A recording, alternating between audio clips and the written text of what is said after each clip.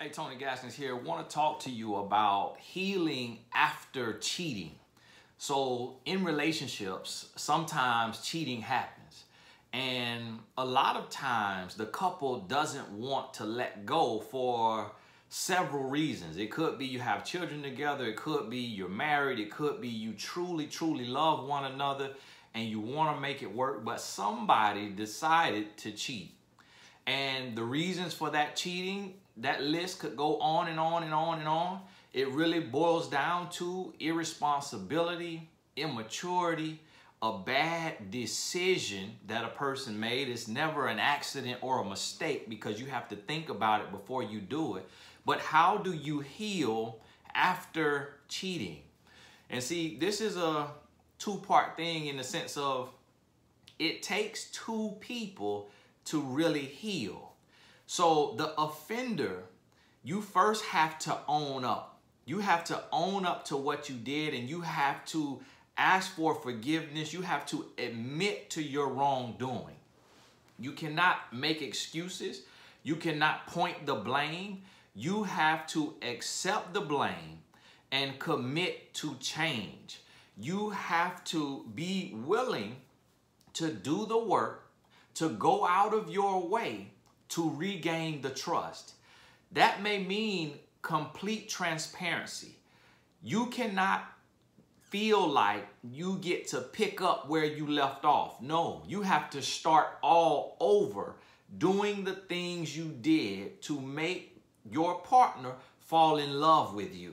So don't try to just pick up where you left off and just feel like, oh, you get all the same privileges, all the same treatment, everything's the same. No, you have to go back to courting and really trying to get your partner to fall in love with you all over again.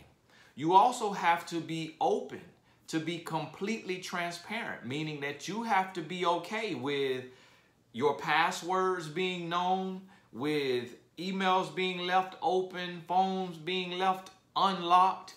And because if you are in a committed relationship, like a marriage, then the two are one. There should be no hidden secrets.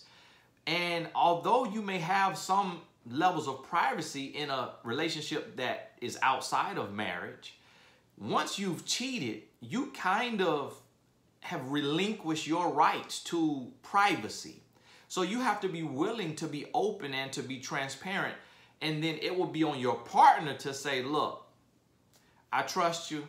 I believe in you. I see the work you're doing. I'm not going to invade your privacy and, go check your emails and your phone every day. It will be on them, but you have to be open to say, look, I'm an open book. It's just like working a job and being open to audits, or anything that you do.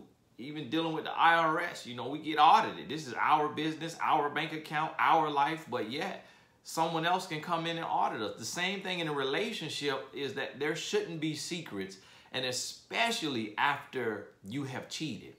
And you have to be willing to do the work. You also need to invest in yourself. And whatever this takes, if this means you have to work some overtime, if you got to pick up a second job, if you got to stop eating out or stop doing whatever so that you can go and get counseling or coaching so that you can address the things that are within you, the pain, the fear, the immaturity, the insecurity, and you have to do the work. You have to get the coaching, get the counseling. You got to read the books. You got to go to the seminars. You got to go to the retreats. You have to invest in yourself, invest in your mind, feed your mind, renew your mind, feed your heart, and grow and become a better person. On the other side, the victim of the cheating. So it happened to you. You have to ask yourself, is this offense too great to forgive? If the answer is yes, and maybe that may be the way they did it, who they did it with, or the amount of times that they've cheated on you. If the answer is this is too great to forgive, then you have to be willing to move on with your life. Because if you decide to stay in the relationship, then you have to forgive and forget. And what I mean by that, I do not mean that you will forget the offense. What I mean by this is you have to commit to forgiving them and not continuously reminding them of the offense. If every time a disagreement arises, you throw it in their face, the two of you will never get over this cheating episode. So you have to truly ask yourself, do I want to be in this relationship? Do I want to make it work? And if the answer is yes, then you have to be willing to forgive and forget. Meaning, stop reminding them of what they did. Don't force them to be a prisoner of their past choices. So it's going to take a lot of work on you. You also have to do the work as well. So going to get coaching or counseling and learning how to heal, learning what real love is, the both of you, learning what real love is, what a real relationship is, learning effective communication skills and how you communicate with one another. And as far as the offender, you have to make sure that you are healing yourself, that you're feeding your mind, you're feeding your spirit, and make your self-care your priority. And whatever that means, reading, yoga, stretching, getting your nails or your hair, if you're a woman, keep your hair cut, if you're a man, whatever that means, make self-care a priority. Now I'm gonna go a little further on this here later, but that's the beginning steps of how you can start to heal after infidelity. I'm Tony Gaskins. Check me out, GaskinsUniversity.com.